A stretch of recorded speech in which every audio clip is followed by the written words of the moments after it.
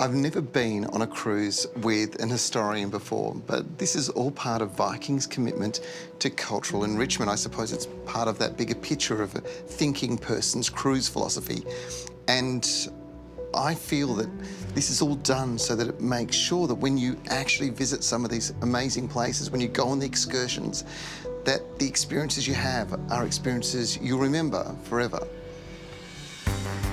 Michael, I've never experienced a Viking ship before, and the Viking heritage is actually a really important part of the experience on the ship, isn't it? It really is, and you will notice no horns. Yeah, no horns at all. That was a perception that I had, but it wasn't real, was it? No, it wasn't real at all. Vikings never wore horns at all.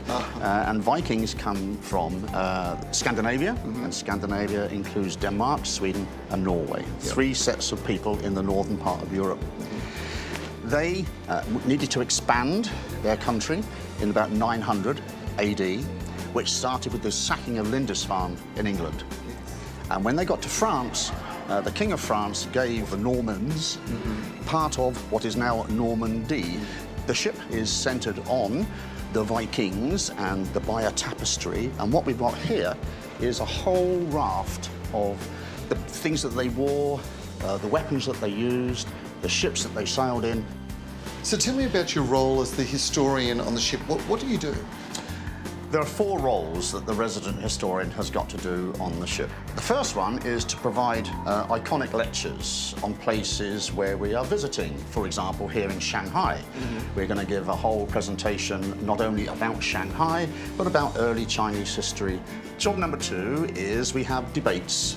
And so those debates, again, are centred around the area that we are in, and they're called round tables. Generate a debate, I facilitate that debate, and everybody has a chance to speak and say what they feel. Yeah.